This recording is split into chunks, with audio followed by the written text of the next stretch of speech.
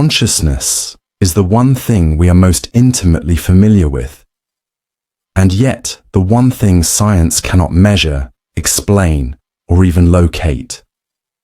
It is the screen on which reality plays, the voice asking questions in your head, the sensation of being you. But what if it's all a hallucination? What if the very act of trying to understand consciousness makes it retreat deeper into paradox? This is not a video about brain scans or neuroscience. This is a descent into the theories of consciousness that can't be proven, ideas so strange, so circular, and so irreducible that they defy testing, yet whisper truths too eerie to ignore. These are not scientific facts. They are mental mirrors, reflective loops where the mind tries to see itself and finds only shadows. Each paradox in this journey will challenge your identity, your beliefs, and your sense of reality itself.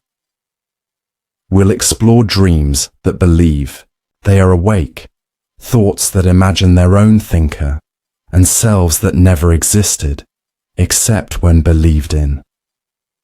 There are no answers here, only questions that fold in on themselves. If you're brave enough to look inward, to sit with uncertainty, and to entertain the possibility that you might be the illusion, then take a breath and begin. Because once you question consciousness, you can never see reality the same way again.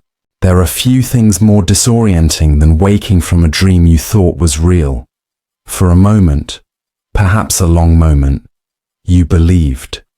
You truly believed the people were real, the danger was real, the joy or fear or heartbreak was real. And then, with the flick of consciousness, it was gone. A dissolve, a vanishing. A curtain pulled back to reveal you were never where you thought you were. But what if it never ended? What if you never truly woke up? This is the paradox of the dream that believed it was awake. The idea that your current experience, this moment, right now, is not the waking state, but simply the next layer of dream. And like the last dream, this one is convinced of its own reality. In ancient Chinese philosophy, Zhuangzi famously dreamt he was a butterfly. Upon waking, he wondered whether he was Zhuangzi dreaming of being a butterfly, or a butterfly now dreaming it was Zhuangzi. He did not resolve the dilemma, and neither can we, because consciousness has no external vantage point. It is always inside itself, always embedded. Your mind believes what it experiences. It must. That's the only way to survive. But belief and reality are not the same, and in dreams, they are completely untethered. Think of all the times in dreams where the absurd feels normal. You fly. You see long dead people. You switch locations without transition, and it all seems logical. Until you wake up and realize how strange it was. So why does this current reality feel so real? Is it because it truly is real, or simply because you've never woken from it? Neurologically, dreams and waking life are barely distinguishable. The same regions of the brain light up. The same neural pathways fire. The difference is narrative consistency. But even that is fragile. Consider lucid dreams, where one becomes aware within the dream that they are dreaming. And yet, even with that awareness, many choose to stay inside. The dream adapts. The dream learns. Now imagine this. What if consciousness has nested layers, dream within dream, and what you call waking life is just a higher order simulation created by another level of self, one that you cannot access, not because it's hidden, but because it is you. A dream that believes it is awake does not feel like a dream. That's the trap. That's the genius. It believes it has memory, identity, continuity. But all of those things can be fabricated. They are in dreams. They can be here too. Let's take it further. What if waking up isn't about opening your eyes, but disbelieving the structure you call reality? What if the test is not to awaken from sleep, but to recognize that no state is inherently awake, only believed to be? The deeper danger is this. If you cannot be sure you're awake, then how do you trust your own thoughts, your memories, your logic? What foundation do you stand on when even the floor might be part of the dream? This isn't just a philosophical puzzle. It's an existential wound, because if you can't know whether this is a dream, then what are you? A dream of a self. A hallucination hallucinating itself. And if that's true, then what wakes up when you die? Maybe the great awakening is not in this life at all, but somewhere beyond. A reality so different from this one that when you get there, you'll look back at your entire life as just another strangely persistent dream. Or maybe this is the final dream, the one that believes it has woken, the one that holds you gently, so you'll never ask the question again. But you just did. The human mind is not a passive observer of the world. It is a storyteller. It takes fragments of sensation, memory, and expectation and weaves them into something coherent, something it can survive inside. It doesn't just perceive reality, it constructs it. This is the paradox of the mind that mistook itself for reality. The haunting idea that your inner world is not a reflection of what's out there, but a fabrication so convincing that it believes itself to be the world itself. You see, what you call reality is never direct. You don't touch the world. You touch the model of the world your brain creates. You don't hear pure sound. You hear filtered vibrations, shaped by what your mind considers meaningful. You don't see the full spectrum of light. You see what evolution taught you to notice. Every color, every shape, every emotion. Curated. In this sense, you live inside a mental projection, a private simulation, and yet, because it is so detailed, so continuous, and so deeply tied to your emotions and survival instincts, the mind forgets. It forgets that the model is not the terrain. It believes itself to be the truth. We assume what we see is what is. But what if all we're ever seeing is a reflection of our expectations? Take a simple example. When you walk into a room you've been in before, you don't reprocess every object. You see what you expect to see. If something small has changed, a painting moved, a glass missing, you often don't notice, because your brain has already filled in the blanks. It didn't observe. It predicted. The mind does not like confusion. It does not like contradiction. So it rounds off edges, simplifies anomalies, and tells you that the world is stable and familiar. But this stability is an illusion. You live not in the world, but in your interpretation of it. Here's the problem. If your mind believes its map is the territory, then when the map is wrong, the territory becomes unreachable. You are lost without knowing you're lost. You believe, but there's nothing under the belief. In psychology, this is sometimes called naive realism. The belief that we see the world exactly as it is, and anyone who disagrees must be misinformed, irrational, or biased. But if your reality is shaped by your filters, your memories, your traumas, then what are you really seeing? Not truth, not objectivity, but yourself, reflected back at you in every moment. Even deeper, the self that is perceiving is also part of the model, a construction. So now you're trapped in a simulation created by a simulated self with no external viewpoint to compare against. The observer and the observed are made of the same illusion, and yet you feel so certain. You feel like the world must be as you see it.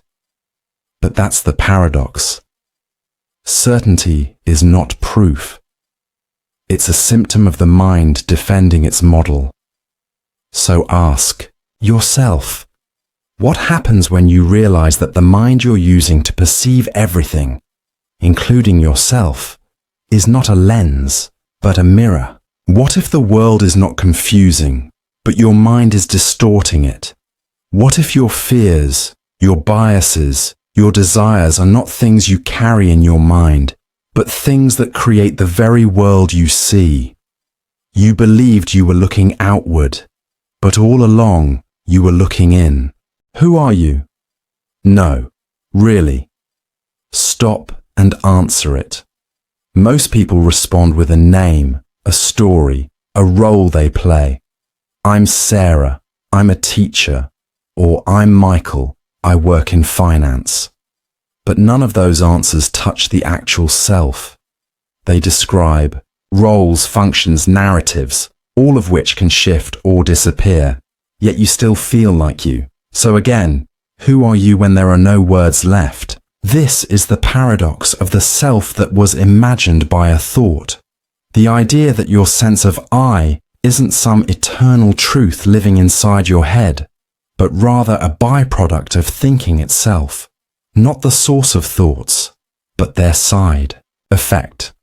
Let's take a step back. You can observe thoughts arise, can't you? They appear unbidden, like clouds drifting across the sky of awareness. You don't choose most of them. They come and go. Some are loud, some are subtle. But you, the watcher, feel like you are separate from the thought. But what if that watcher is just another thought? In Eastern philosophies like Advaita Vedanta or Zen Buddhism, the self is not a solid thing. It's an illusion made of language and memory. The sense of me is constructed the moment the brain strings together a thought that labels experience, the voice in your head that says, "This is me." That's not the self. That is the illusion. Here's the unsettling twist. If the self arises after thought, then it isn't the author of your experience. It's the story your brain tells to explain what already happened. Like a narrator who joins halfway through the movie and says, "Yes, I meant to do that." And we believe it. Neurologically, this shows up in split brain experiments.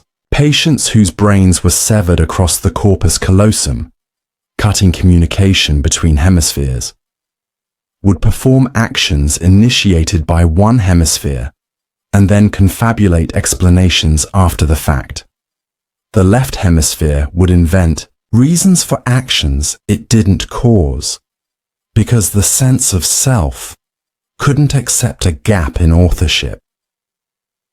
You are constantly doing this, stitching together a coherent you from actions, sensations, and thoughts that don't actually originate from a unified self. The self is a phantom, a retroactive hallucination created by the brain to keep the story going. So what happens when a thought imagines the thinker? What happens when the echo believes it is the voice? You enter a loop, a paradoxical recursion. A thought creates the idea of a self, and that self believes it is thinking the thought. But really, there is only thought, flickering in the dark, convincing itself that there's someone home behind the curtain. Even the desire to solve this, to reach clarity, is just another thought, wrapped in the illusion of selfhood. And this realization can be terrifying. Because if you are not the source of your mind, then what is? Is there a deeper awareness underneath? Or is this just an empty theater, replaying roles with no actor? But it can also be freeing. Because if the self is a construction, then the suffering tied to it, shame, fear, anxiety, ego, are also constructions. They belong to a character in a dream, not the sky behind it. You are not your name.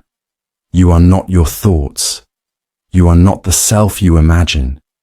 You are the stillness before the thought arises, the silence after it fades, the space in which the self appears and disappears again and again and again.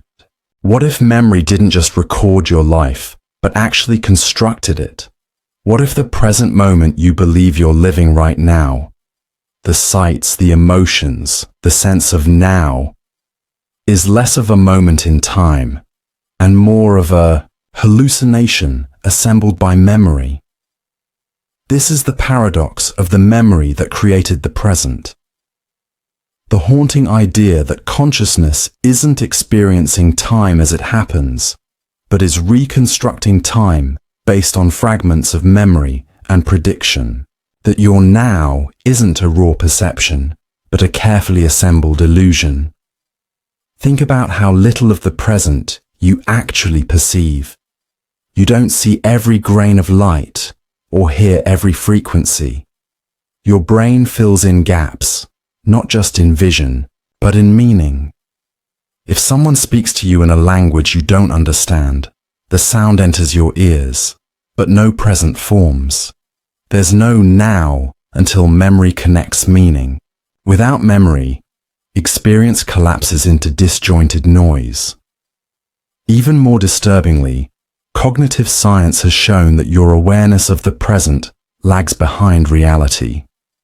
Neural processing takes time. Visual data, auditory input, bodily sensation, all are delayed slightly.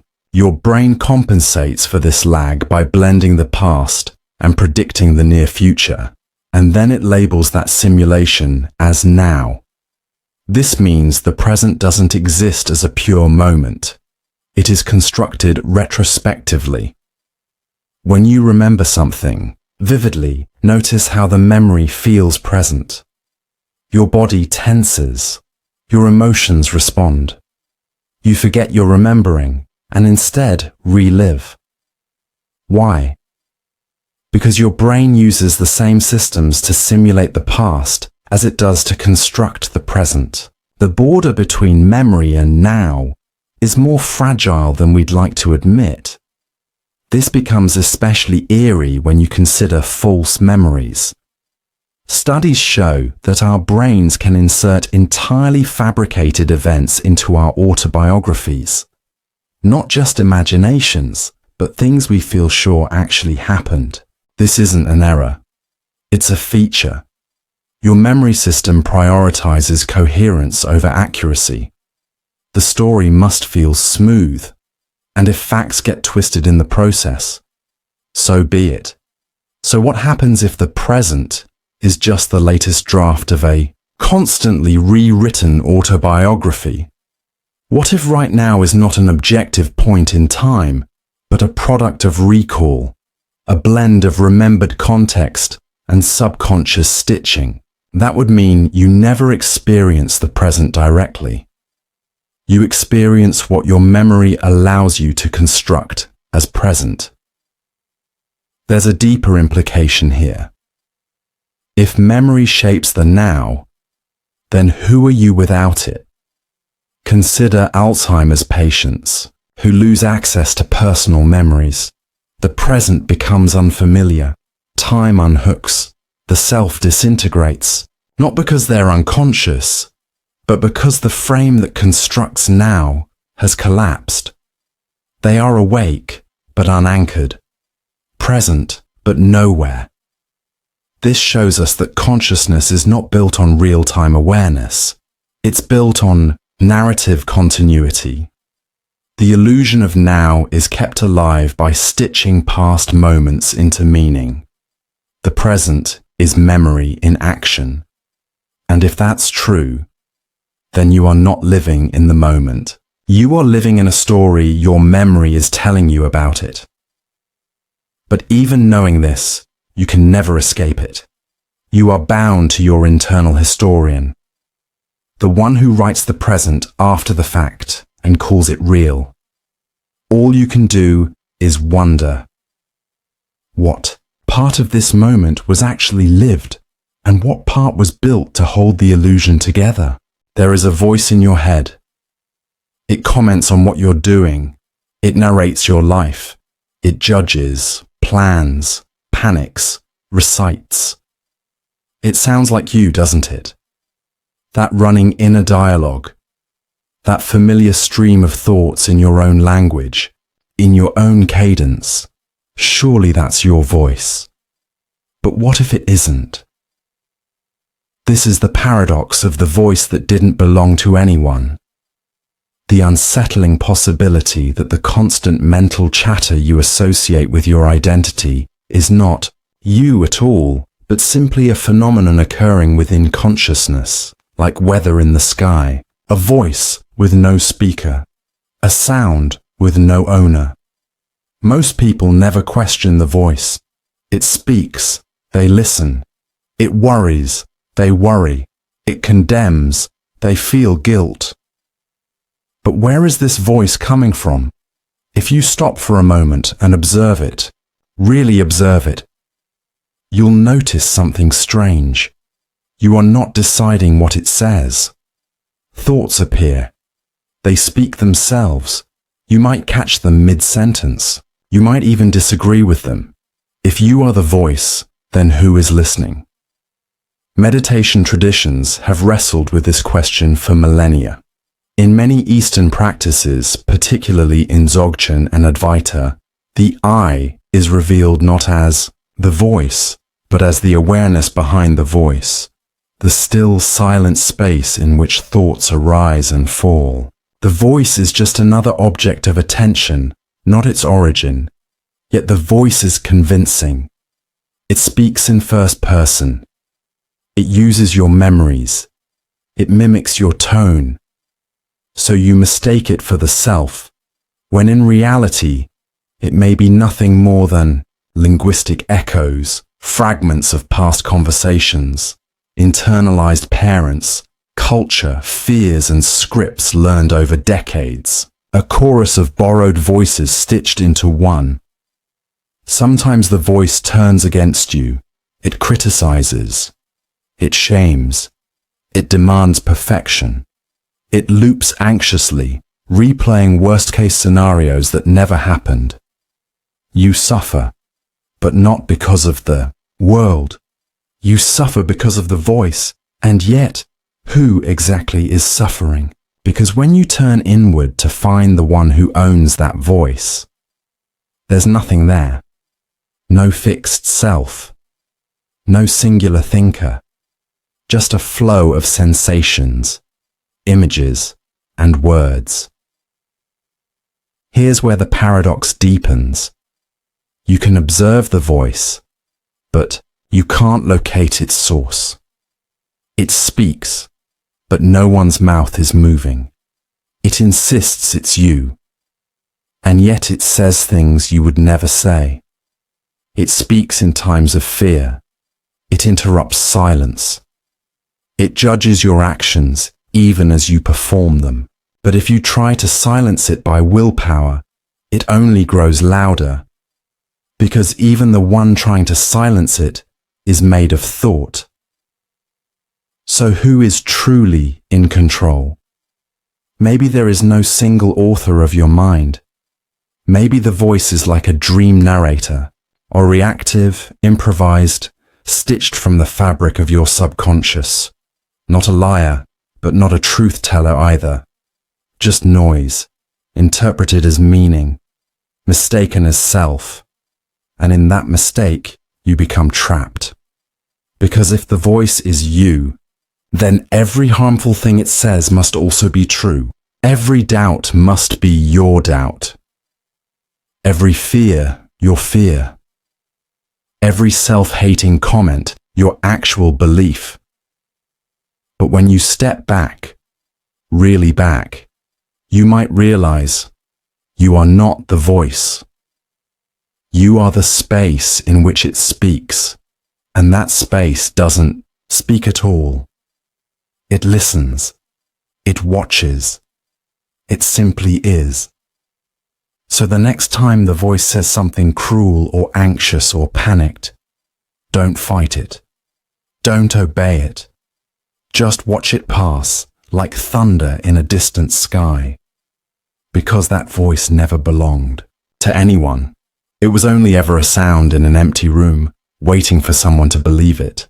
Awareness is the backdrop of every experience. It is not what you see, but the fact that you can see. It is not the sound, but the capacity to hear it. Without awareness, nothing appears. No colors, no sensations, no time. We don't question it because it's always on, always present, always assumed. But what if it's not what we think? What if awareness is not observing anything at all? Because there is nothing truly out there to observe. What if the world we think we're aware of is just a projection inside awareness itself? This is the paradox of the awareness that wasn't observing anything. The eerie idea that awareness is not a window looking outward onto an objective world, but a mirror reflecting itself, caught in an endless loop of self-reference. Let's start simple. You're aware of this sentence, but you're also aware that you're aware of it. That's meta-awareness, awareness aware of itself. Unlike other senses, awareness doesn't need an object to exist. You don't need a sound to be aware of hearing. You don't need an image to be aware of seeing. There's a silent witnessing before content ever arrives. Now ask yourself, has awareness ever been outside itself? You can imagine a world, a body, a timeline, but you've never actually experienced anything outside awareness. Even the idea of outside arises within it. Every observation, sensation, and memory appears in awareness. You never reach beyond it. In fact, you have no proof that anything exists apart from it. So what if there's nothing truly being observed? What if the tree outside your window, the room around you, even your own face in the mirror, are not objects viewed by awareness, but images within it? Not representations of things that exist independently, but constructs arising inside a vast impersonal knowing. The implications are massive. It flips the whole model. Instead of awareness being the flashlight pointed at reality, awareness is the only thing that's real, and everything it sees is just texture on its surface. Even more unsettling, awareness doesn't belong to you. You didn't create it. You can't switch it off. You can't hold it. You are it, or more precisely, you are what arises within it. All sense of self, identity, memory, desire, all of that is content. Awareness is context. So if awareness is not observing a world, but simply hosting an illusion of observation, what is left? No observer, no observed. Only observation, floating free. This aligns with certain non-dual teachings in Advaita Vedanta, or Mahayana Buddhism, where it's said that subject and object are illusions, and only awareness exists, pure, contentless, beyond form. The world appears in it, not to it. Even modern physics hints at this. The role of the observer in quantum mechanics, for example, collapses probability into reality. Not because an object is watched, but because consciousness participates in reality's construction. Perhaps awareness is not passive. It's generative. It doesn't observe. It unfolds. But then comes the strangest question of all.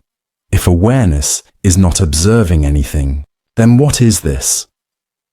What is this moment, this experience, this cascade of thought and emotion and vision? Maybe it's a dream within awareness. Maybe it's a ripple. Maybe it's just awareness, watching itself pretend to be someone watching something else. And maybe that's all there ever was. Free will feels sacred. It's the cornerstone of identity, the belief that you are the one deciding what to do next. You choose your thoughts, your actions, your path.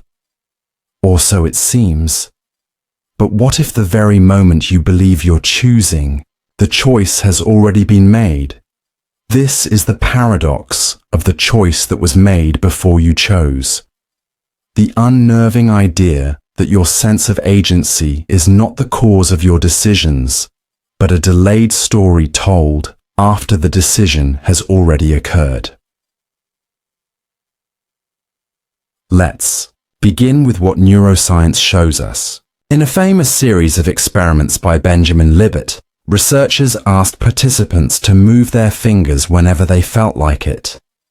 While the subjects reported feeling the urge to move at a specific moment, EEG scans showed that the brain had already begun preparing the movement several hundred milliseconds before they became aware of their decision.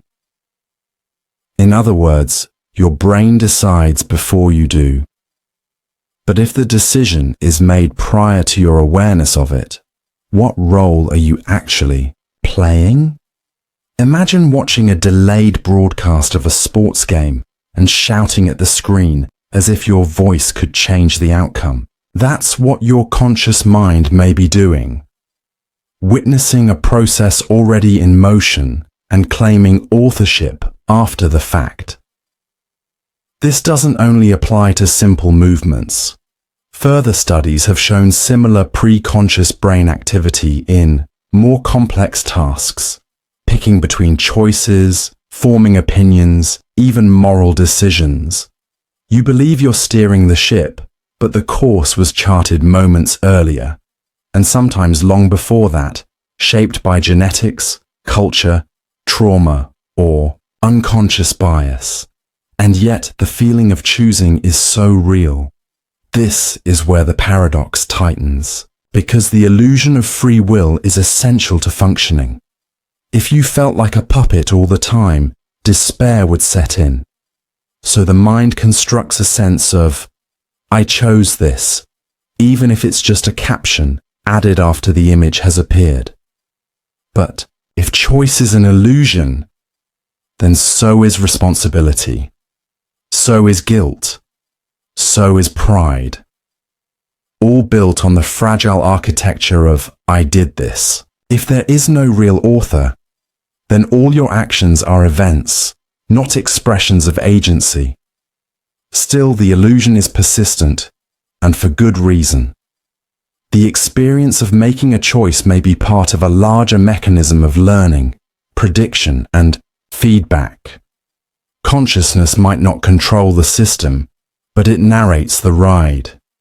It updates the model of you so you can adapt in the future.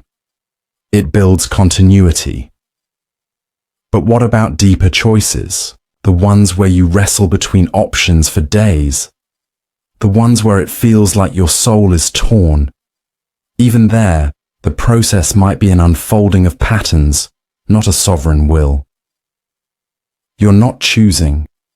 You're being moved toward a choice that your unconscious layers have already sculpted from fear, memory, hope, and conditioning.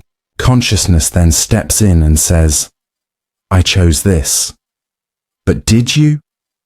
Or did the choice emerge like a wave from the ocean and you simply rode it, believing all the while that you had summoned the tide? Here's the paradox in full. You feel like the author of your actions, but the script was written before you picked up the pen, and sometimes before you were even born. Imagine waking up in a locked room with no doors, no windows, and no memory of ever being outside. Over time, you decorate the walls, you name the shadows, and you call this room freedom. You forget that once, long ago, or maybe never, you weren't meant to be confined at all. This is the paradox of the soul that forgot it was trapped. The idea that what we call the soul, or consciousness, may be imprisoned in an illusion so complete that it no longer knows it's imprisoned. It mistakes its cell for a cathedral. It mistakes its cage for identity. Let's start by asking, what is a soul? To some, it's an eternal essence, pure, untouchable, beyond mind and matter. To others, it's just a poetic word for consciousness. Either way, it's imagined as the deepest, truest part of us, the watcher behind the eyes. But what if this soul has been conditioned?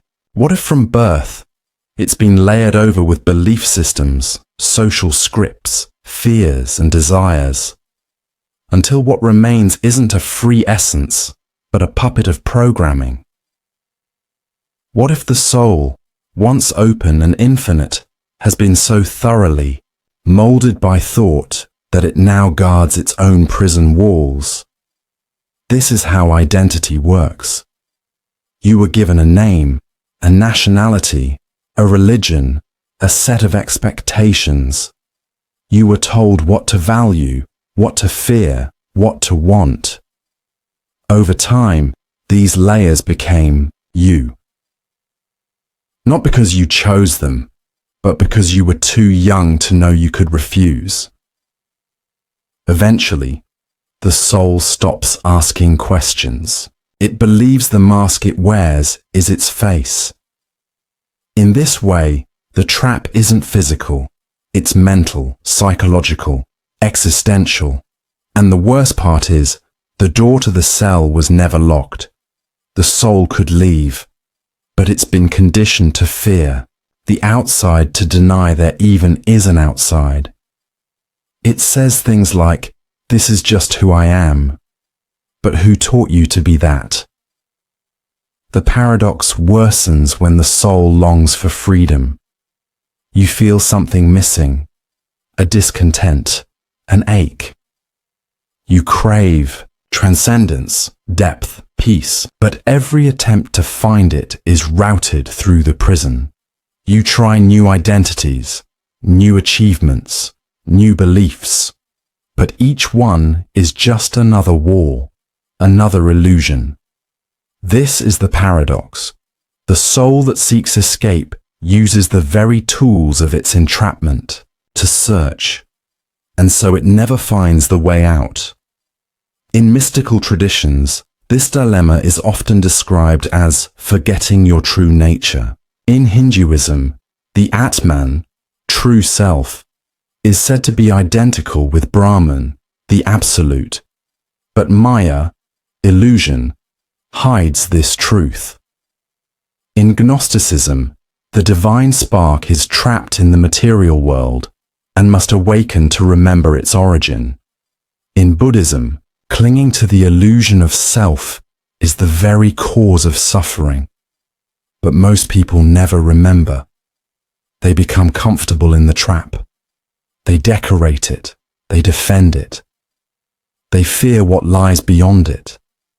And so the soul stops trying. But sometimes, just sometimes, a crack appears. A dream feels too real. A thought loops in on itself. A question echoes longer than it should. And in that moment, a deep, wordless remembering stirs. A glimpse of the outside, of the original self, of the freedom that was forgotten. And then, the real tragedy, that the soul could forget it was trapped and call that forgetting peace. Close your eyes. Imagine an apple, red, glossy, suspended in the dark behind your eyelids. You can see it clearly, even though nothing is physically there. You're not observing the world, you're projecting it. Now open your eyes. How do you know the apple in your hand is real while the apple in your mind is imagined? Both appear in the same theater of consciousness. One feels external, one internal, but both arise through perception. And this brings us to the paradox of the perception that projected the world, the disturbing idea that what you call reality is not something you look at, but something your mind continuously generates. We tend to believe we see the world as it is. But this belief collapses under scrutiny. You don't perceive reality directly. You perceive patterns of light and sound, processed and interpreted by your brain. The colors you see don't exist out there in the world. They're added by your visual cortex. The object doesn't emit redness. Your mind paints it red. You are not a camera. You are a storyteller. The brain receives fragmented signals and stitches them together with memories, assumptions, and desires. This stitching is so seamless, so automatic that you forget it's happening. You believe you're perceiving the world, but you're actually perceiving your own internal simulation of it. And this simulation is deeply biased. If you fear something, your mind colors the world with threat. If you love someone, their flaws become invisible. If you believe in a meaning, you see patterns everywhere confirming it. Your perception bends reality, and then it says, "This is just how things are." This is why two people can walk into the same room and experience two entirely different worlds. One sees opportunity, one sees danger, one sees love, one sees betrayal, and both are right. Because both are projecting. This projection isn't limited to feelings. Even objects are interpreted. A chair is just wood and fabric, but your mind instantly labels it chair, imbues it with function, memory, and meaning.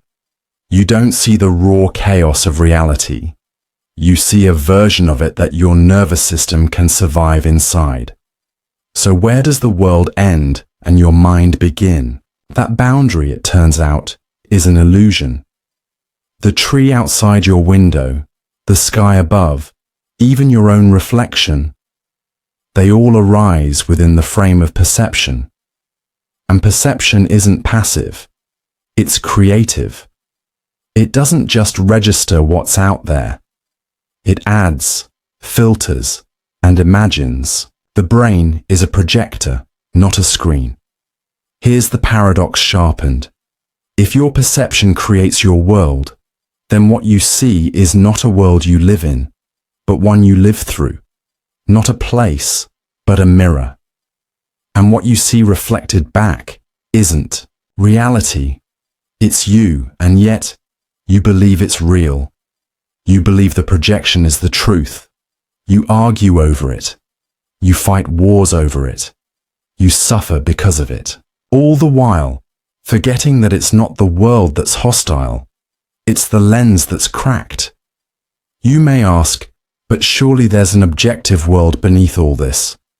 Maybe, maybe not. Quantum physics has shown us that particles behave differently depending on whether they are observed. Philosophers have argued for centuries about whether anything exists independent of perception, but for all practical purposes, the world you experience is not the world that is. It's the world that seems, and what seems is dictated by perception. So the next time you're certain of what you're seeing, pause. Ask yourself, is this the world? Or is this me, staring into a mirror I forgot was mine? Imagine standing perfectly still in a dark room. You are quiet, unformed, undefined, until someone walks in and looks directly at you. In that moment, something inside shifts.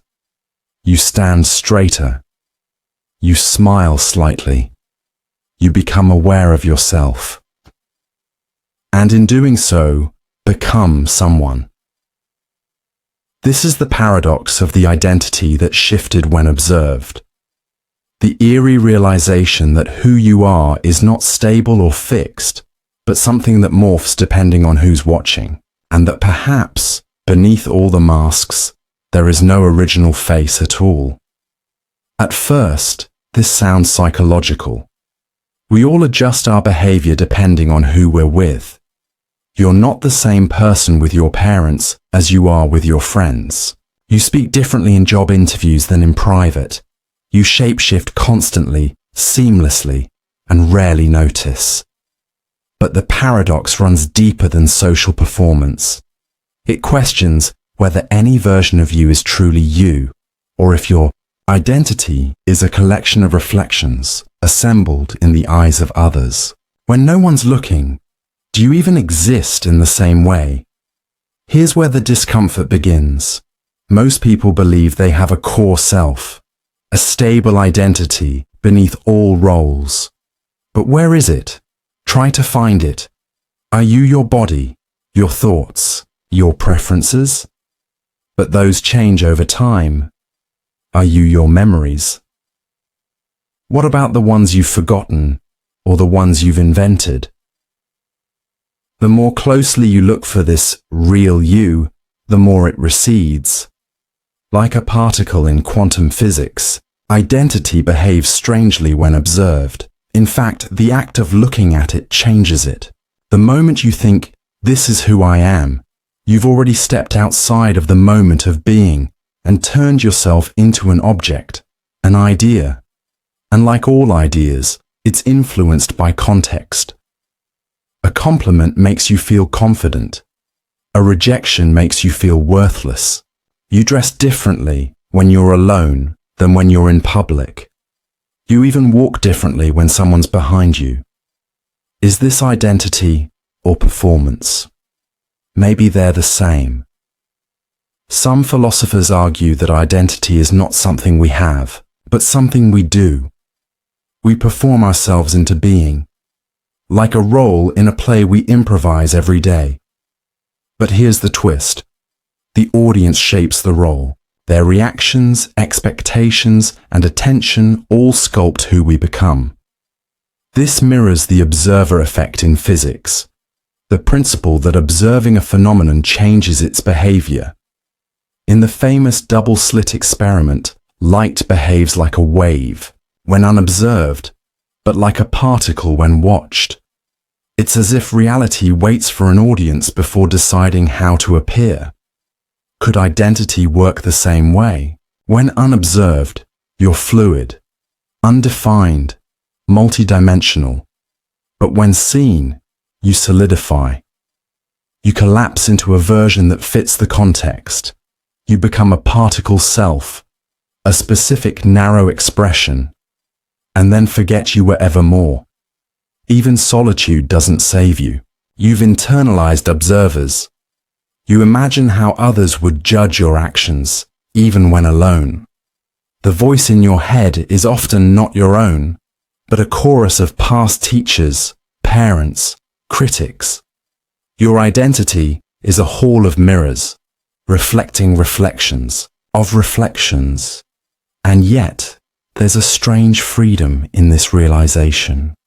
If identity shifts when observed, then perhaps no version of you is the true one, but all are valid in their moment. You are not one self, but a constellation of selves, flickering in and out depending on attention. You are quantum in nature, undefined until witnessed. So who are you when no one is looking?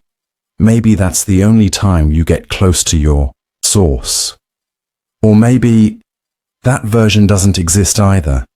Maybe you only exist in relation, in interaction, in the space between being and being seen. And if that's true, then identity isn't something to find. It's something to dance with, to shape and reshape, not in fear, but in awareness. You were never one thing. You were always becoming. Try this. Don't think of a white bear. Immediately, a white bear appears in your mind. Its fur, its size, its breath clouding in the cold air. You didn't want to think of it. You tried not to, and yet, there it is. This is the paradox of the thought that couldn't be silenced without becoming louder. The haunting realization that some thoughts gain power precisely because we resist them. The more we try to push them away, the more they press forward. What we suppress doesn't vanish. It echoes. This phenomenon has been studied in psychology under the name ironic process theory. In simple terms, when you try to suppress a thought, your brain monitors itself to make sure you're not thinking it. But in doing so, it keeps bringing the thought back to check. You end up in a loop. Am I still thinking about it? And the very act of checking becomes a trigger. It's like trying to hold water in your hands. The tighter you squeeze, the faster it slips through your fingers. Now take this further. Imagine you're trying to silence a painful memory, an intrusive worry, or a thought you find shameful. You push it down, distract yourself, meditate, affirm the opposite, but it keeps returning, louder, clearer, now charged with the energy of resistance. The thought starts to feel like a trespasser. You didn't invite it. You don't want it. And yet, it lives in your mind. The more you frame it as an invader, the more power you give it. You begin to fear your own thoughts, and thought fed by fear becomes obsession. Here lies the paradox. To silence the thought, you must not resist it. But to not resist it, you must allow it, even welcome it. And in doing so, you risk amplifying it. Because what if allowing the thought means endorsing it? What if observing it gives it legitimacy? So you're trapped, resist it, and it grows.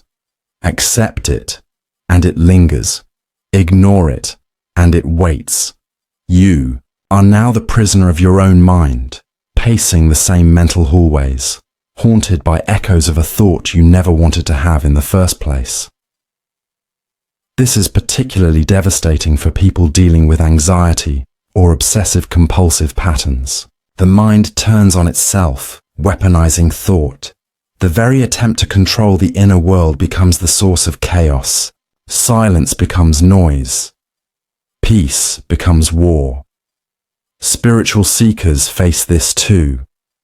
You sit in meditation, hoping for stillness. But instead, thoughts bombard you, louder than ever. You think, I'm failing. But that's just another thought. You try to silence that, and it spirals. Soon you're no longer meditating. You're at war with your mind, using silence as a weapon. So how do you break free? Not by resisting, not by ignoring, but by witnessing deeply, gently, without judgment. Instead of saying, this thought is bad, say, this thought is here. Let it float, like a leaf on a stream. Watch it arrive. Watch it fade. Let it pass without grabbing it, without pushing it. Like a dream you don't need to interpret. When the thought no longer defines you, when it's just an event, not a threat, it begins to lose its power. It may return. That's okay. You don't have to win. You only have to witness. In this way, the paradox turns in on itself. The thought that couldn't be silenced without becoming louder can be quieted, not by silencing it, but by no longer needing it to be silent. The white bear will come. Let it walk across your mind. It is just a thought. It is not you, and in that gentle surrender, you find the very silence you were chasing. Have you ever caught something strange out of the corner of your eye? A flicker, a movement, a pattern that doesn't quite belong, but vanishes when you look straight at it. Or maybe you've had a moment where time felt like it skipped, where the world stuttered like a broken film reel, and you thought, wait, what just happened? This is the paradox of the reality that glitched when you noticed it. The unsettling idea that reality flows smoothly only when you're not looking too closely, and that when you do, something behind the curtain briefly falters. At first glance, this sounds like science fiction, a Matrix-style simulation where noticing an inconsistency reveals the lie. But the paradox isn't just about conspiracies or pixelated déjà vu. It's about perception, expectation, and how the world may not be as continuous or as solid as we assume. Start with quantum physics. At the subatomic level, particles behave unpredictably. Electrons exist in a cloud of probabilities until observed, and when observed, they collapse into a single state. It's not that they were always there waiting to be found, it's that observation itself brings them into being. This is known as the observer effect, and it calls into question whether reality exists independently of perception. Now scale that up. What if the macroscopic world, your house, your city, your memories, only appears coherent because you're not examining it closely enough? What if attention, like a spotlight, sharpens reality in one area, but leaves the rest in soft, malleable blur, waiting to be constructed the moment you turn your gaze? Every time you check the time, and then check again, it might have shifted in a way your brain corrects without telling you. Every time you look in the mirror, you might be seeing a version of yourself stabilized by habit and memory, not by physical truth. There's a known psychological effect called the stopped clock illusion. When you first glance at an analog clock, the second hand seems to freeze for a moment before continuing. In reality, your brain is extending that first visual input slightly to stabilize your view, creating the illusion of a glitch. Could that kind of illusion be happening constantly at deeper levels? Think about déjà vu. It feels like you've lived a moment before, not similar to something, but exactly the same. Could this be your brain glitching, recycling neural patterns that are mistakenly flagged as repetition? Or could it be a moment where the simulation lags, replays, or resets a frame? Then there's the Mandela effect, collective false memories that groups of people share. Did the Monopoly man ever have a monocle? Did the Berenstain Bears always spell it that way? Did a line from a movie you swear you remember differently somehow get changed? Is this just poor memory, or are we seeing small seams, the threadwork of a larger fluctuating reality that occasionally flickers? Here's where the paradox becomes personal. The more you look, the more it happens.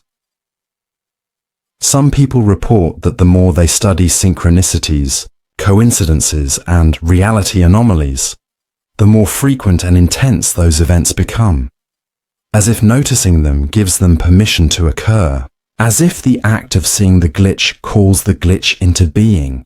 That's the loop. If reality glitches when observed, then observing the glitch is part of the glitch. Your awareness causes the disturbance, and your disturbance causes more awareness. You become trapped in a feedback loop, uncertain if you're discovering something real or creating a new reality by trying to confirm the old one. In that way, this paradox whispers something terrifying. That reality is not a structure you live inside, but a behavior you participate in, a process that functions best when ignored and malfunctions when interrogated. So what happens when you see too much?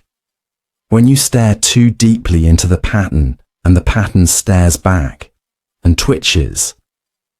Maybe that's what awakening really is. Not enlightenment, but the moment you realize the walls around you aren't solid and never were. A curtain flutters, a face glitches, the code ripples, and reality pretends it didn't just happen. What if you remembered something that hasn't happened yet? Not imagined, remembered. You walk into a room and know you've been there before. You have a conversation and recognize every word before it's spoken, not because you're guessing, but because somewhere, deep in your mind, it's already been filed away. It's not a prediction, it's a memory. This is the paradox of the memory that remembered a future. The haunting suggestion that time might not flow in a straight line, and that what you recall may not be limited to the past. Most of us treat memory as a backward-looking tool. We use it to replay experiences, construct identity, and learn from mistakes. But what if memory is not confined to the past? What if it sometimes reaches forward, pulling pieces of the future into the present, disguised as déjà vu or sudden knowing? Déjà vu is the most common expression of this phenomenon. You're in a new situation, a place you've never been, a moment you've never lived. Yet you feel an overwhelming familiarity. Psychologists often write this off as a brain glitch, a temporal misfire. Your brain accidentally tags the present moment as a memory. But what if that's not an error? What if it's revealing something deeper about time and about you? In certain spiritual traditions, time isn't linear. In dreams, visions, and altered states, people report seeing future events before they happen, not as guesses, but as clear impressions. When those moments arrive in waking life, they come with the eerie sensation of having already happened. The memory precedes the event. Is it possible that all time already exists, and we're just experiencing it in slices? Imagine a reel of film. All the frames exist at once, but you only see them one at a time. That's how we experience life. But perhaps, just once in a while, the projector skips ahead and we glimpse a frame that hasn't come yet. When the moment finally arrives, it doesn't feel new. It feels remembered. And here's the twist. If memory can remember the future, then maybe you don't experience time. Maybe you generate it. Maybe consciousness is like a needle threading through a static quilt of moments, and your movement through those moments is what gives time its illusion of flow. There are documented cases of people predicting specific events in dreams, down to names, locations, and dialogue, only for them to occur later. Skeptics call it coincidence, confirmation bias, or post-event rationalization. But what if we're too quick to dismiss the anomaly just because we don't have a framework to hold it? Quantum physics complicates things further. The concept of retrocausality, where future events influence the past, has been explored in experiments with particles reacting to measurements that haven't yet occurred. Time, at the quantum level, is not strictly one-directional. Cause and effect may loop, overlap, or blur, and so too, perhaps, do memory and anticipation. When you say, "I remember," what are you really doing? Are you retrieving a file? Or are you constructing a story? One that feels so solid, so precise that you mistake it for retrieval. Neuroscience tells us memory is reconstructive, not reproductive. You don't replay the past. You recreate it each time, often altering it without realizing. If memory is this fluid, could it not occasionally flow the other way? Could you create a memory of something that hasn't happened yet, and have it feel just as real? This raises unsettling questions. If you remember the future, can you change it? Or has the very act of remembering already locked it in place? Does the memory arise because the event is inevitable? Or is the event inevitable because you remember it? Maybe the future isn't waiting. Maybe it's remembering itself. Through you, sit still for a moment. Close your eyes. Now ask yourself, what am I thinking? Then ask, who is noticing that I'm thinking? Suddenly, you're split. There's the thought, and then there's the observer of the thought. And now, there's you watching the observer watch the thought. This is the paradox of the mind that observed itself thinking, the strange, recursive loop where the mind becomes both the subject and object of its own attention. A mirror gazing into itself, a self that's both the speaker and the listener. At first, this seems like nothing more than introspection. After all, we reflect on our thoughts all the time. But what happens when that reflection becomes continuous? When the mind keeps doubling back on itself, watching itself in real time, like two mirrors facing each other? You don't just think. You notice that you're thinking. You notice yourself noticing. You judge the noticing. You wonder who's doing the judging. And suddenly, you're spiraling inward, infinitely. Unlike other paradoxes, this one is not theoretical. It's a felt experience. A strange inner vertigo, where the center of yourself seems to blur and split the closer you look. Meditators encounter this often. At a certain depth of awareness, you no longer just sit and breathe. You become aware of awareness itself. And in that moment, you ask, who is doing the observing? But there's no answer. Just more observing, more noticing. And yet you feel present, aware, awake. So you must exist, right? Or are you just another thought the mind is having? The deeper you probe, the more unstable identity becomes. You're not your body. You can observe it. You're not your emotions. They rise and fall. You're not even your thoughts. They pass like clouds. So what's left? Just the observer. But that observer is not static. It too is an experience. You can watch it flicker, shift, tighten, relax. So who is behind the observer? Nothing solid. It's like chasing a phantom through a hall of mirrors. You get close, but when you reach out, your hand passes through. The self you thought was watching is just another thought, another ripple on the surface. This is what makes the paradox so haunting. You are the mind, observing itself. But the closer you look, the more it vanishes. You think there must be a core, a watcher behind the watcher. But there isn't. Just layers of observation reflecting endlessly into themselves. This is not mere wordplay. Neuroscience supports it too. The brain has a default mode network, a system that lights up when you're not focused on a task, often associated with self-referential thinking. It's the part of you that replays memories, imagines the future, contemplates identity. It's the seat of the inner narrator.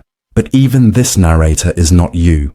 It's just a process, a voice, a simulation running on neural loops. When the loop starts watching itself, strange things happen. Reality can feel distant. Time can dissolve. The self can seem unreal. This is called depersonalization, and for some, it's terrifying. The realization that there is no solid you behind the curtain can feel like falling through your own reflection. But for others, it's liberating. A moment of deep clarity, a chance to see that the self is not a thing, but a process. A dance of awareness watching itself move.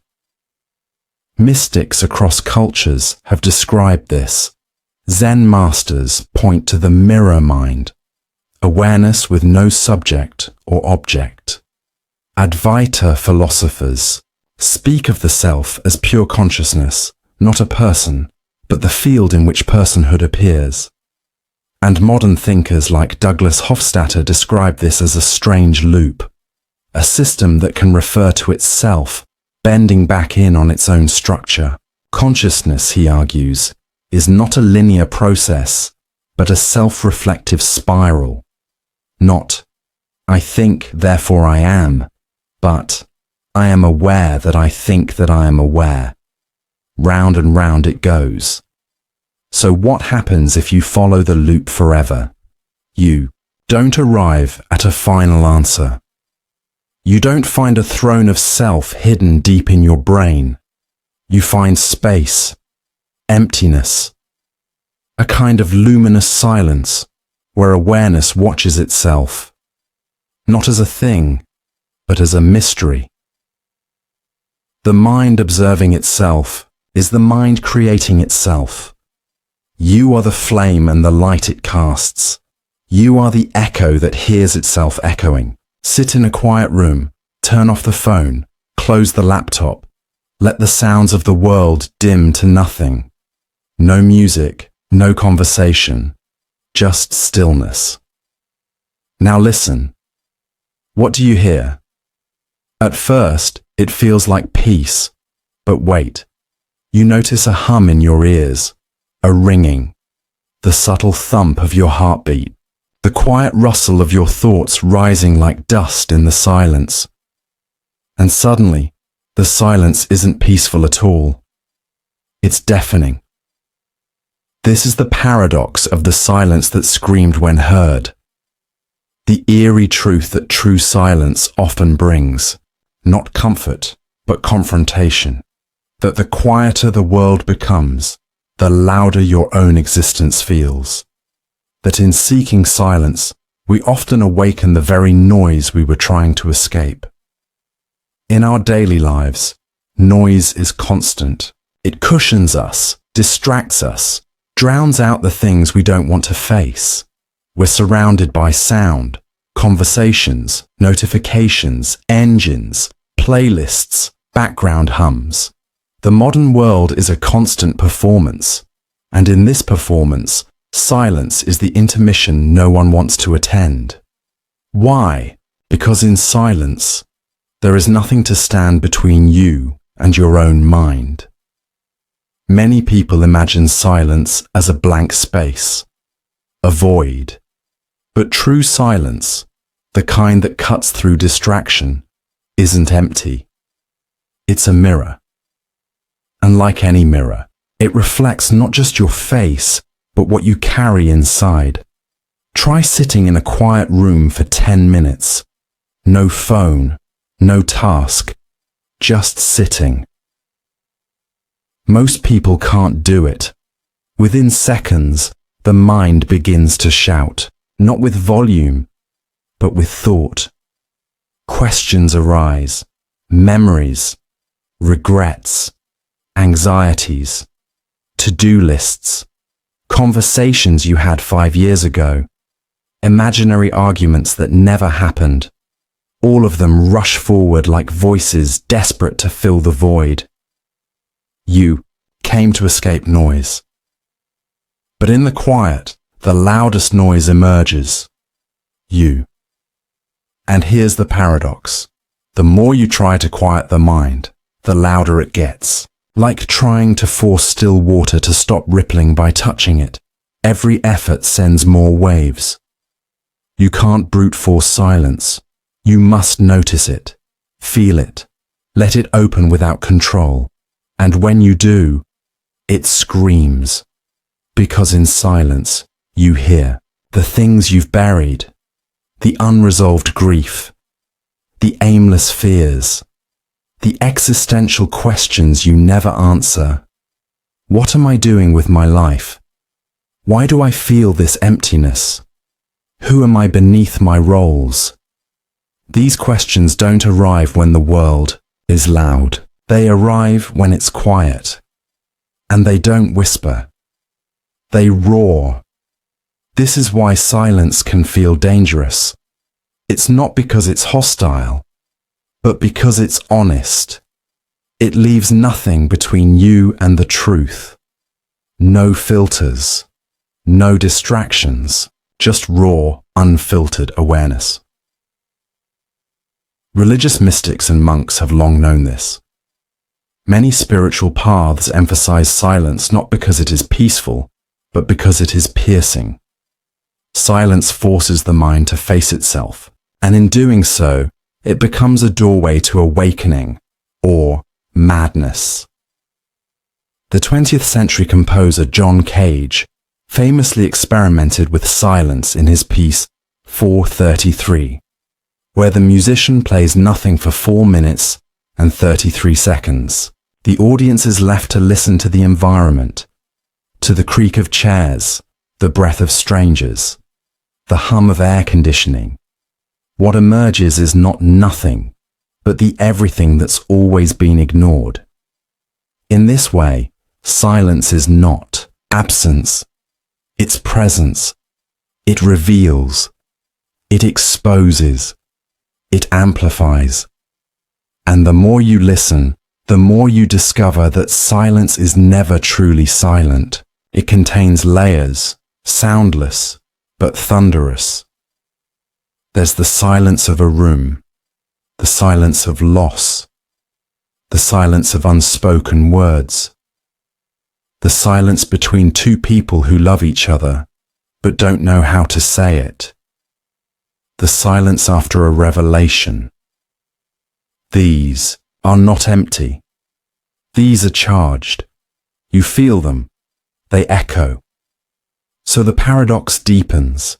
Silence is both the absence of sound and the presence of everything sound usually hides. It is not quiet. It is the stage upon which every hidden noise performs. And once you hear it, truly hear it, you realize it's been screaming all along. There's a peculiar kind of fear that doesn't live in haunted houses or dark alleys. It hides in the mind, quiet, shapeless, unspoken, and the more you try to run from it, the bigger it gets. Not because it chases you, but because your escape is the very thing feeding it. This is the paradox of the fear that grew when escaped. The haunting idea that some fears gain strength from avoidance, that what we flee from is not behind us, but inside us, growing larger, with every step we take away from it. Fear, in its rawest form, is a survival mechanism. It alerts us to danger, a wild animal, a falling tree, a fast approaching car. It gives us the tools to fight or flee. But modern fear? The kind that creeps in late at night, or lies in wait beneath surface thoughts. It doesn't always respond to danger. It responds to thoughts about danger, imagined threats, what-ifs, memories, possibilities. So we try to outrun it. We stay busy. We bury ourselves in screens, distractions, relationships, careers. We tell ourselves it's better not to think about it, better not to feel it. But here's the trap. Fear doesn't shrink in the dark. It swells. Because when you avoid a fear, you teach your brain one thing. This thing is too big for me to face. And every time you avoid it again, that belief becomes stronger. Fear becomes a shadow that grows longer the more you run from the light. Imagine a small crack in a wall. You see it one day, and decide to ignore it. The next day, it's a little bigger. You paint over it, pretend it's not there. Weeks pass. Beneath the surface, the structure weakens. The crack becomes a split. The split a hole, until one day, the wall gives in, and you're buried under what you didn't want to confront. That's how fear works. Especially emotional fear. Fear of rejection, abandonment, failure, being alone, not being good enough, not being loved. You tell yourself, I'll deal with it later. Or worse, it's not real, but deep down it waits, and with each retreat, it grows. Some fears even disguise themselves as safety. You avoid relationships to avoid heartbreak. But the loneliness becomes unbearable. You avoid public speaking to avoid embarrassment. But your self-worth erodes. You avoid grief to avoid pain. But numbness takes over, and so the escape becomes the prison. The moment you run, fear gains ground. Here's where the paradox bites deepest.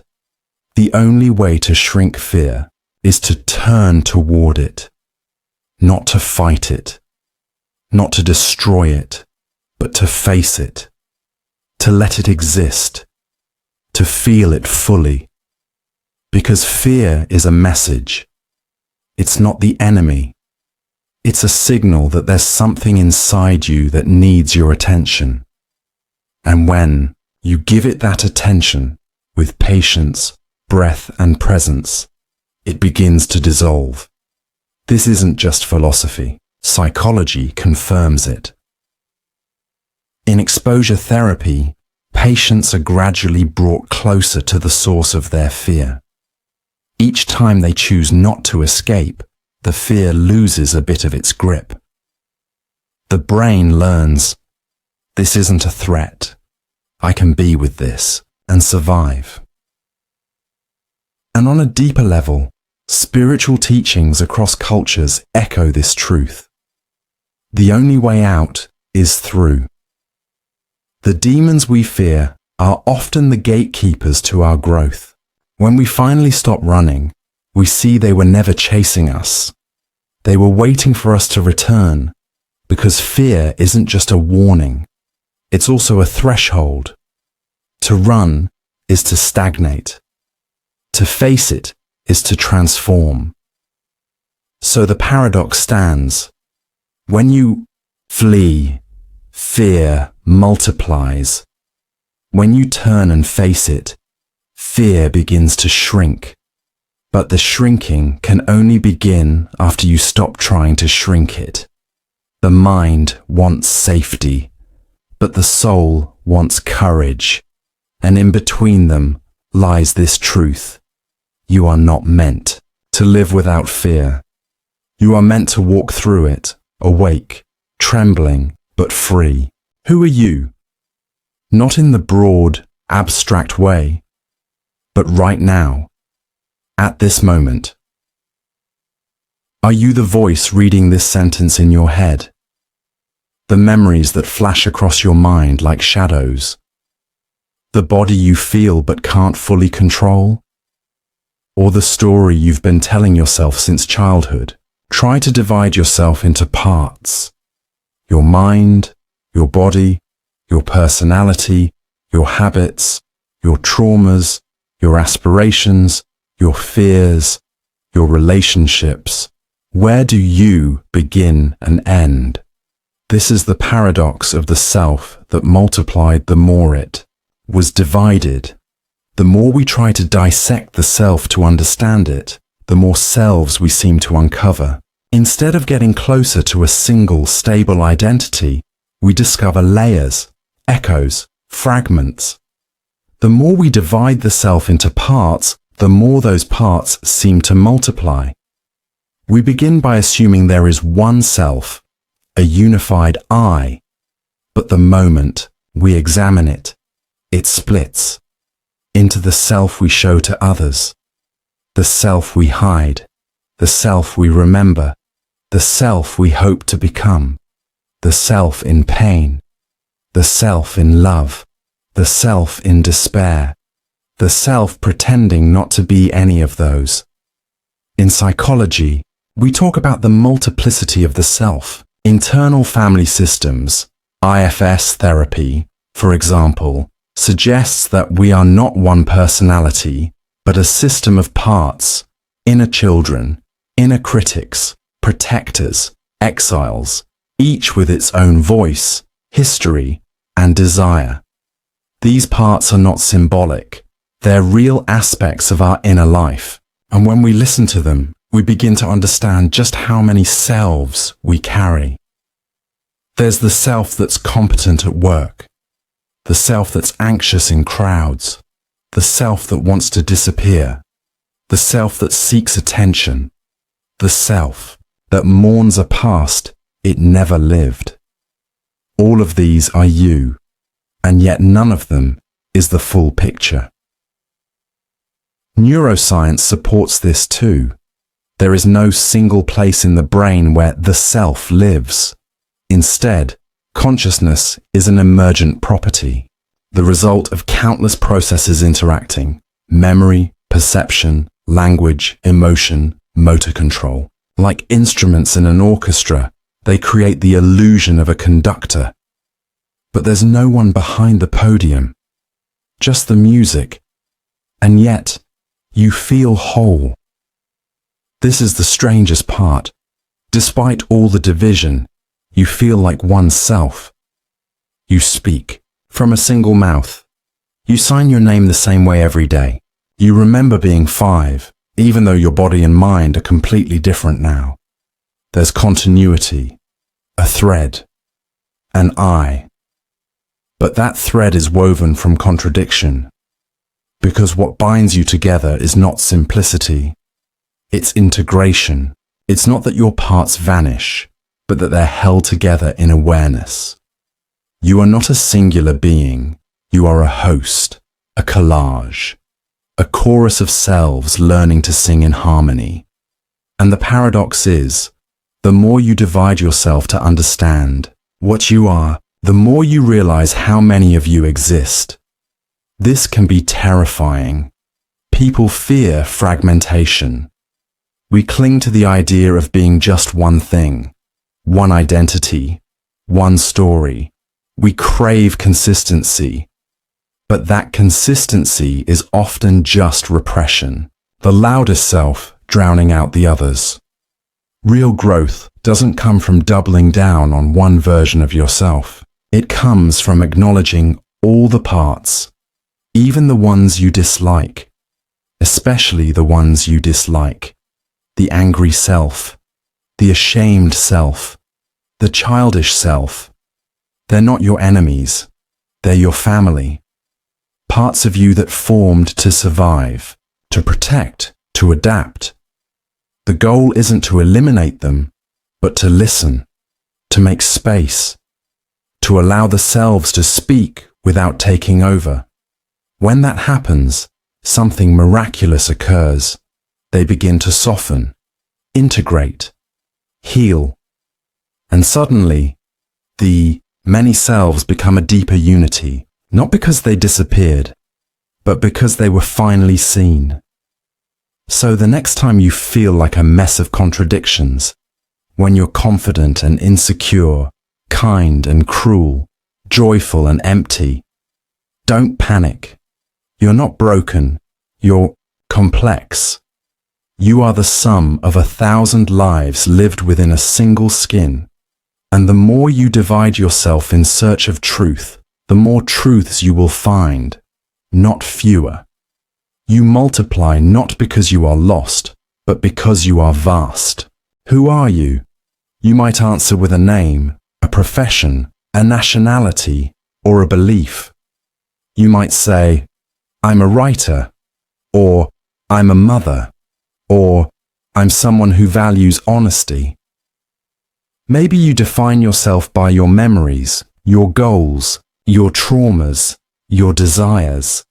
But what happens when you try to put your entire identity into words, to fully describe who you are? you find that it slips through your fingers. The more precisely you try to define yourself, the more incomplete it feels. You begin to notice that every description leaves something out. Every label reduces something vast into something small. Every definition creates a boundary around something that doesn't have one. This is the paradox of the identity that disappeared when described. The strange truth that the deeper you try to describe yourself, the more you realize you can't. That the essence of who you are vanishes the moment you try to pin it down. At first, this seems counterintuitive. Language is how we understand and share reality. Surely we should be able to describe ourselves. After all, who could know us better? But identity isn't like a photograph or a list. It's not static. It shifts. It contradicts itself. It evolves. You are not just one self. You are 1,000, changing with every conversation, every experience, every memory that flickers in and out of awareness. The you that wakes up tired is not the you that laughs with a friend. The you that writes poetry is not the same as the you that scrubs dishes or breaks down in tears at 3 a.m. Try this. Describe yourself in one sentence. Now ask, what does that sentence leave out? Try again with 5 sentences. Now, what did you miss? No matter how many layers you add, something fundamental remains unspoken. And that's because identity is not a thing. It's a process, a performance, a shifting center of gravity in a world that never stops spinning. Neurologically, the sense of self is a construction. Different regions of the brain integrate sensation, memory, language, and emotion to produce a feeling of I. But this integration isn't fixed. It's dynamic. Disrupt any part of it through trauma, disease, meditation, or psychedelic experience, and your sense of self can collapse, blur, or fragment entirely, and yet something still remains. A presence, an awareness, a witness to all the shifting roles and labels. The problem is that presence can't be described. You can't look at it, because it's the one doing the looking. In spiritual traditions, this is called the true self, the no self, or pure awareness. In psychology, it's referred to as the observing ego, the meta-cognitive self. In quantum theory, it's the observer effect, the idea that measurement itself alters the state of what's being measured. So when you try to describe yourself, you interfere. You collapse something fluid into something fixed, and in doing so, you distort it. This doesn't mean identity is an illusion. It means it's a living paradox. You are real, but not definable. You are here, but not graspable. You are shaped by the past, but never limited by it. Think of identity like a flame. You can see it. You can feel its warmth. But if you try to hold it in your hand, it disappears. Not because it isn't real, but because it was never meant to be held, only witnessed. And perhaps that's the answer to the paradox. You are not something to describe. You are something to experience. Not a fixed answer, but a question constantly unfolding. Not a label, but a story that keeps rewriting itself. So the next time someone asks, "Who are you?" maybe it's okay not to have a perfect reply. Maybe the truest answer is silence, or laughter, or a deep breath. Because you are not your description. You are what remains after the description fades. Who are you? Not in the broad, abstract way, but right now, at this moment. Are you the voice reading this sentence in your head? The memories that flash across your mind like shadows? The body you feel but can't fully control? Or the story you've been telling yourself since childhood? Try to divide yourself into parts: your mind, your body, your personality, your habits, your traumas, your aspirations, your fears, your relationships. Where do you begin and end? This is the paradox of the self that multiplied the more it was divided. The more we try to dissect the self to understand it, the more selves we seem to uncover.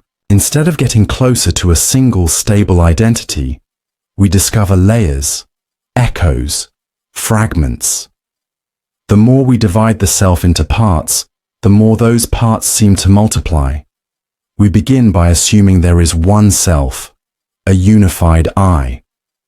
But the moment we examine it, it splits into the self we show to others, the self we hide, the self we remember, the self we hope to become, the self in pain, the self in love, the self in despair, the self pretending not to be any of those. In psychology, we talk about the multiplicity of the self. Internal family systems, IFS therapy, for example, suggests that we are not one personality, but a system of parts. Inner children, inner critics, protectors, exiles, each with its own voice, history, and desire. These parts are not symbolic. They're real aspects of our inner life. And when we listen to them, we begin to understand just how many selves we carry. There's the self that's competent at work, the self that's anxious in crowds, the self that wants to disappear, the self that seeks attention, the self that mourns a past it never lived. All of these are you, and yet none of them is the full picture. Neuroscience supports this too. There is no single place in the brain where the self lives. Instead, consciousness is an emergent property, the result of countless processes interacting: memory, perception, language, emotion, motor control. Like instruments in an orchestra, they create the illusion of a conductor. But there's no one behind the podium, just the music, and yet you feel whole. This is the strangest part. Despite all the division, you feel like one self. You speak from a single mouth. You sign your name the same way every day. You remember being 5, even though your body and mind are completely different now. There's continuity, a thread, an I. But that thread is woven from contradiction, because what binds you together is not simplicity, it's integration. It's not that your parts vanish, but that they're held together in awareness. You are not a singular being. You are a host, a collage, a chorus of selves learning to sing in harmony. And the paradox is, the more you divide yourself to understand what you are, the more you realize how many of you exist. This can be terrifying. People fear fragmentation. We cling to the idea of being just one thing, one identity, one story. We crave consistency. But that consistency is often just repression, the loudest self drowning out the others. Real growth doesn't come from doubling down on one version of yourself. It comes from acknowledging all the parts, even the ones you dislike, especially the ones you dislike. The angry self, the ashamed self, the childish self. They're not your enemies. They're your family. Parts of you that form to survive, to protect, to adapt. The goal isn't to eliminate them, but to listen, to make space, to allow the selves to speak without taking over. When that happens, something miraculous occurs. They begin to soften, integrate, heal, and suddenly, the many selves become a deeper unity, not because they disappeared, but because they were finally seen. So the next time you feel like a mess of contradictions, when you're confident and insecure, kind and cruel, joyful and empty, don't panic. You're not broken. You're complex. You are the sum of 1,000 lives lived within a single skin. And the more you divide yourself in search of truth, the more truths you will find, not fewer. You multiply not because you are lost, but because you are vast. Imagine your most treasured memory. A moment from childhood, perhaps, or a turning point in your life. You can see it clearly, almost feel it. You might swear it's exactly as it happened. But what if it isn't? What if every time you remember it, you're actually changing it? This is the paradox of the memory that rewrote the moment it was recalled.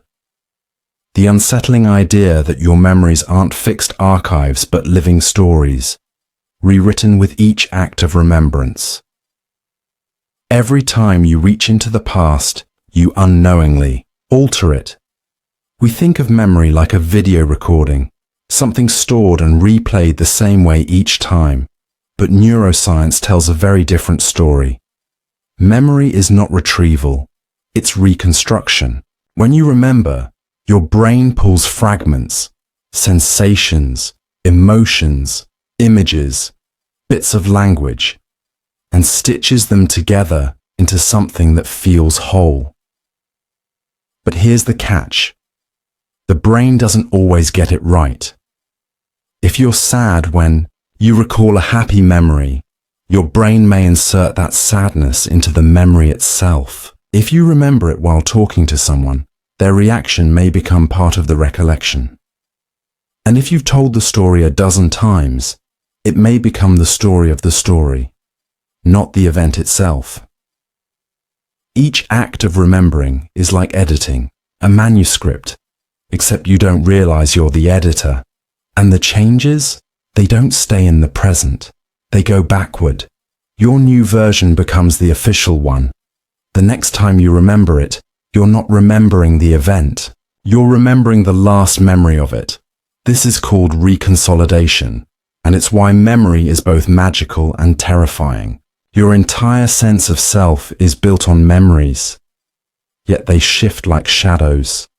They evolve, distort, and sometimes fabricate entirely. People have memories of things that never happened. Entire false recollections can be planted with subtle suggestion. You might be convinced you wore a red sweater on your first day of school, only to find an old photo showing it was blue. And yet the red still feels right. Why? Because memory is not about accuracy, it's about meaning. Your brain doesn't preserve the past. It reinterprets it to fit your current emotional landscape. If you feel betrayed today, you might start remembering childhood moments through a lens of betrayal, even if those moments felt different at the time. Your memories morph to explain who you are now. This isn't just a glitch, it's a feature. Memory's instability helps us grow. It allows us to rewrite pain into wisdom, reframe failure into resilience. Survivors often reprocess traumatic memories, not to erase them, but to remove the sting. The event stays the same, but its story changes, and with it, the self. But the same mechanism that heals can also mislead. We cling to memories as proof of love, of harm, of who we are. We base arguments, relationships, even our deepest beliefs on recollections that might be warped. 2. People can live the same moment and remember it in radically different ways, each certain their version is truth, and both may be wrong. So what does this mean? Are all memories lies? Not quite. They're subjective truths, emotional fossils, imprints of how we felt at the time, or how we feel now about who we were. And that's the paradox. To remember is to re-experience. But in doing so, we inevitably change the thing we wanted to preserve. So how do we live with this? By holding memory gently, by accepting that the past is not a fixed point, but a living echo. By understanding that who we are is not just what we've lived, but how we've remembered it, remember, to put back together. That's what memory does. It rebuilds, not always accurately, but meaningfully. And perhaps that's enough, because while facts may fade, meaning endures. And if we can shape our stories with compassion, then even flawed memories can lead to healing. You are not a perfect record of your past. You are the current version of countless retellings, and that too is a kind of truth. You're thinking right now, reading these words, interpreting them, perhaps agreeing or resisting, perhaps wondering why this idea feels both strange and familiar. But pause for a moment. Step back from the words and ask, who is thinking? You might say, I am. But who is I? Is it the thought itself, or something beyond the thought? This is the paradox of the thought that believed it created the thinker. The eerie possibility that your thoughts believe they are the source of yourself, when in reality, they may only be the surface ripples of something deeper. Let's explore this. We tend to believe that our thoughts come from us, that there's a thinker behind the curtain, generating ideas, analyzing options, forming judgments. But what if it's the other way around? What if you are an illusion created by thought, a character assembled by language, memory, and narrative? In cognitive science, the self is often described as a narrative construct, not a fixed entity, but an evolving story built from thoughts. We string experiences into a timeline and call that me. But the building blocks are thoughts, not a permanent self. Remove those thoughts, and the I begins to dissolve. Now imagine a single thought appearing in the mind. I am thinking. It feels self-evident, even profound. But what if that thought is not evidence of a self, but the very thing that creates the illusion of one? Here's the problem. Thought cannot observe itself completely. It can reflect on itself, but it's always using more thought to do so. It's like a mirror trying to see its own surface. You can't get outside of thought using thought. And yet, we constantly assume that the thinker is behind the thought, directing it, a captain steering the ship. But what if there's no captain? What if the ship sails on its own, and then generates a thought that says, I am the captain? This isn't just philosophy. It's supported by neuroscience. Studies of decision-making show that the brain often initiates actions before we become consciously aware of the decision. Your body moves, and then your mind creates a story that it chose to move. In this view, consciousness is more like a witness, or worse, a narrator, telling the story after the fact. This brings us to the recursive trap. Thought says, I am the thinker. But that statement is just another thought. So which came first, the thought or the thinker? In Eastern philosophy, particularly Advaita Vedanta and certain strands of Buddhism, this illusion is called the ego mind. the mistaken identification with thought. The self is not the true observer, but a mental construct constantly maintained by a loop of thinking. As long as you believe your thoughts are you, you remain trapped in the loop. Here's the kicker. The moment you try to break free by thinking about how to stop thinking, you've already failed. You're still thinking, still caught. It's a hall of mirrors. The only escape isn't through thought, but beyond it. Meditation traditions often describe a moment when thought falls silent, not by force, but by awareness. And in that stillness, something else is revealed. Not a thinker, but a witnessing presence. Not a story, but an empty space in which all stories arise. And that presence, it doesn't think. It sees thought. It doesn't say, I am. It simply is. But here's the paradox.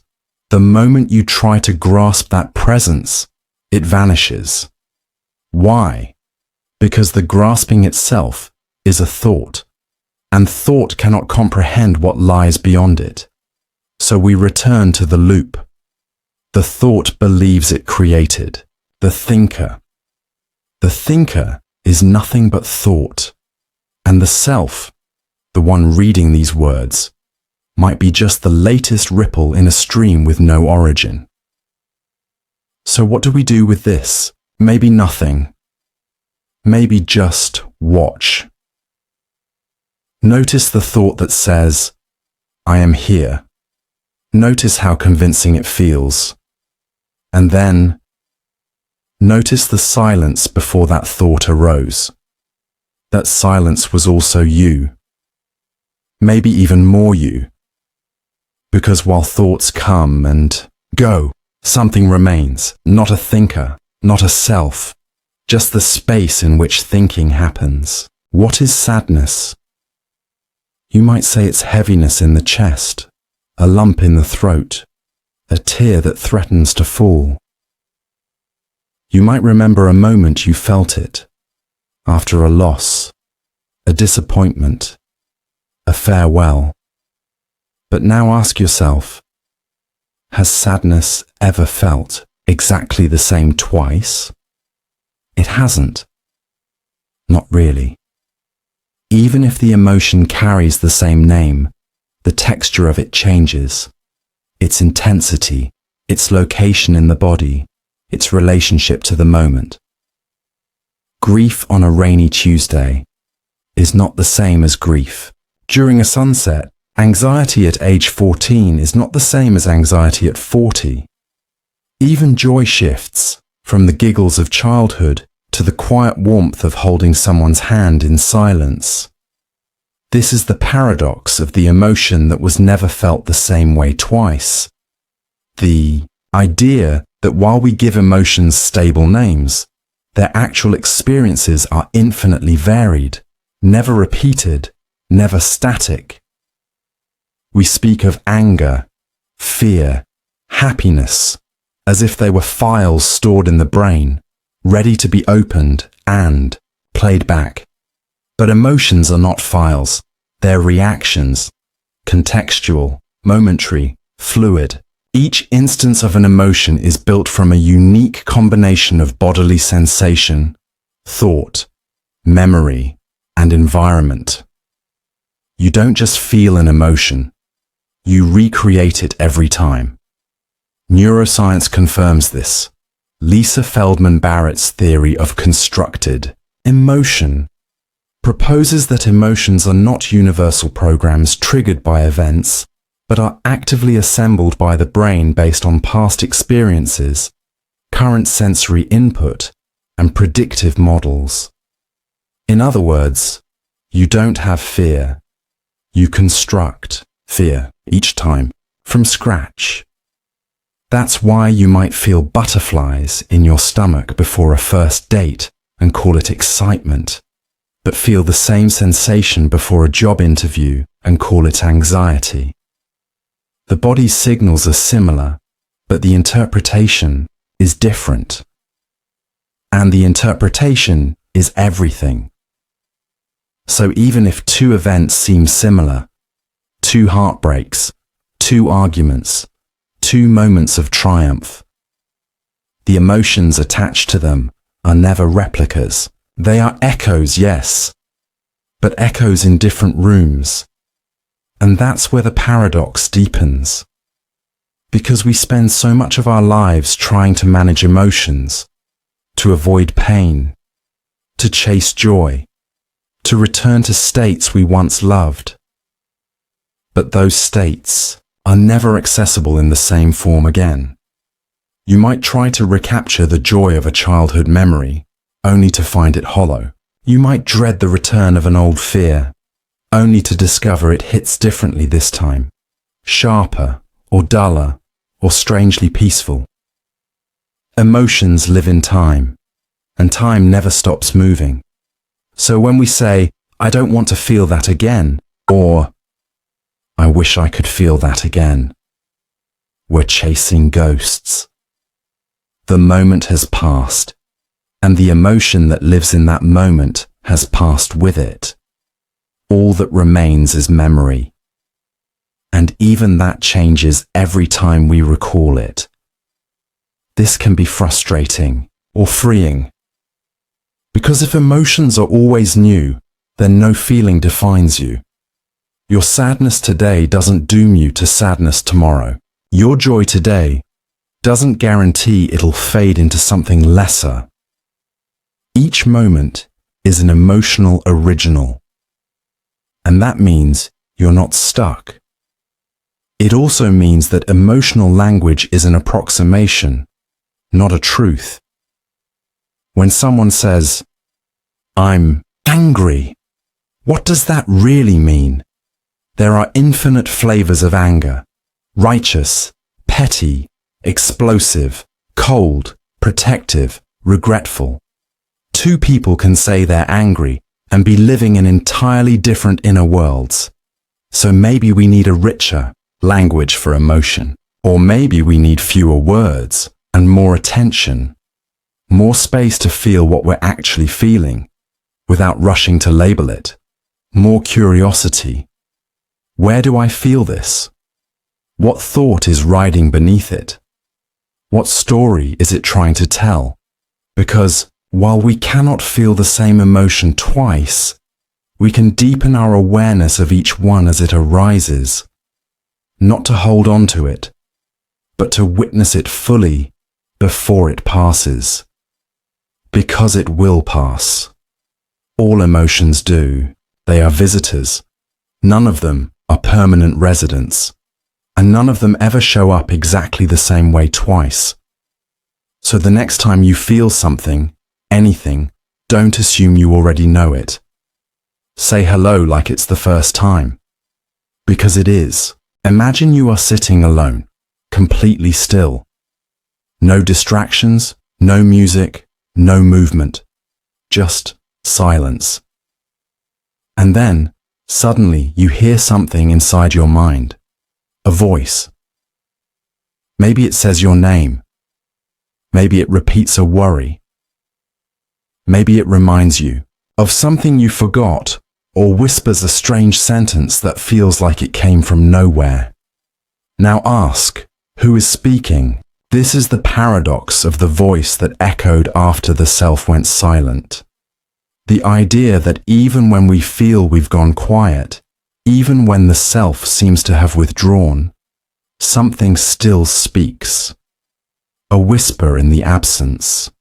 A thought in the void. A voice that is not quite yours, and yet you hear it all the same. Most of us assume that our internal voice, the one narrating our day, analyzing, planning, judging, is the same as the self. The voice is the self, we believe. But what happens when the self, the ego, the identity we normally associate with thought, tries to go silent, to stop, to disappear, we might try to meditate, to clear the mind, and for a moment, we succeed. The identity we carry, the me, the I, the sense of I am this person, begins to fade. There's a stillness, an emptiness, and then a voice, a new thought. But it's not you, at least not the same you that went quiet. It arrives unbidden, detached. Sometimes it says something wise. Sometimes it's intrusive or absurd. Sometimes it feels like a message from somewhere else. Who or what is this voice?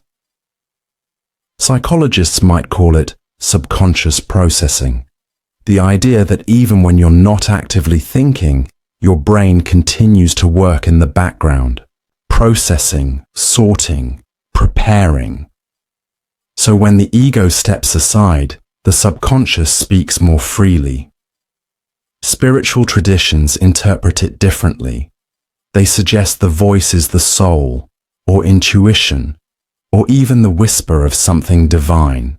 In moments of ego death, where the personality fades away, through meditation, trauma, psychedelics, or near-death experiences, many people report hearing a different voice. Not theirs, but not foreign. Not loud, but unmistakable.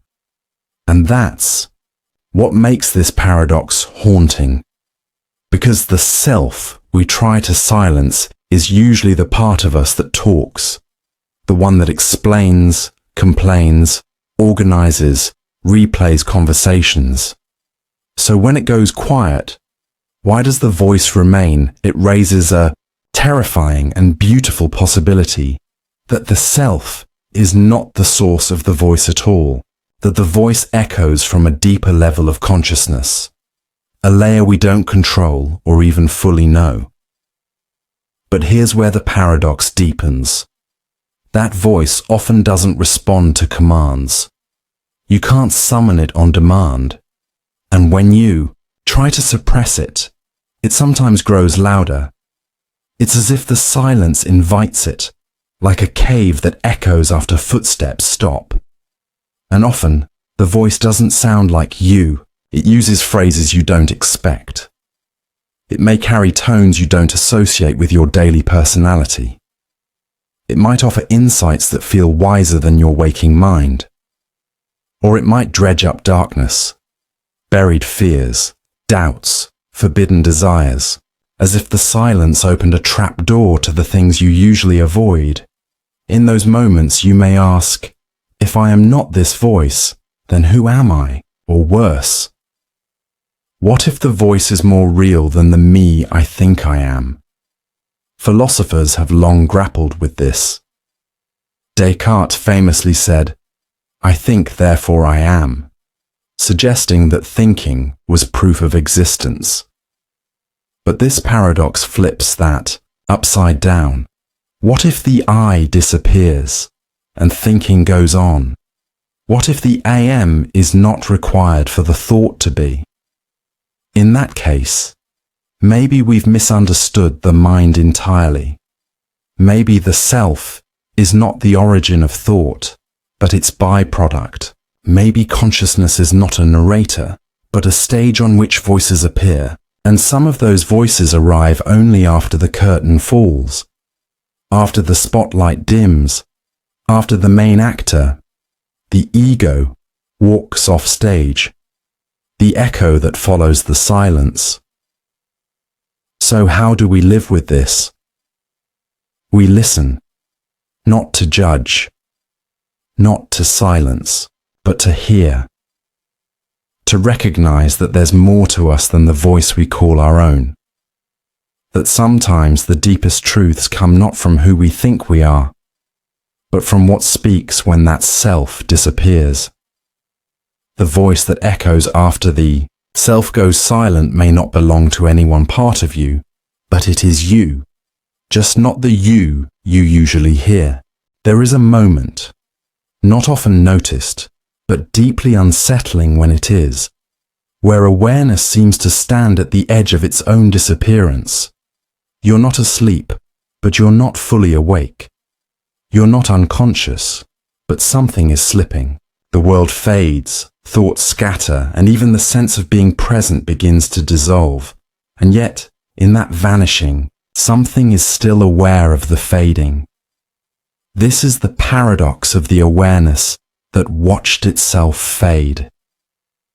The mysterious moment when consciousness seems to witness its own dimming, like a candle watching its flame go out. Try to remember the moment you fell asleep last night, not the dream, not the toss or turn, but the exact instant when you crossed the line from waking into unconsciousness. You can't.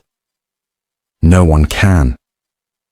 But many people describe hovering at the edge, in meditation, deep fatigue, or dissociative states, where awareness knows it is slipping. It registers the fading, feels the grasp loosening, watches the outlines blur, and then vanishes. What is this watcher? We usually treat consciousness like a binary. You're either aware or you're not. But this paradox suggests something more complex, that there may be degrees of awareness, and that one layer can observe the shutting down of another. In neuroscience, this echoes what's known as the default mode network, the part of the brain associated with the narrative self, the daydreaming mind, the sense of identity. During meditation, anesthesia, or even intense focus, this network can quiet down, and people often report a loss of ego, time, even boundary. But the awareness doesn't necessarily go with it. In fact, it can feel more vivid. It's as if the part of you that narrates "I am here" begins to shut off, and a deeper, quieter part simply watches, without words, without thought, just being. And then, eventually, even that fades. This layered collapse of consciousness is mirrored in near-death experiences, extreme trauma, and psychedelic journeys. People report a sequential shedding.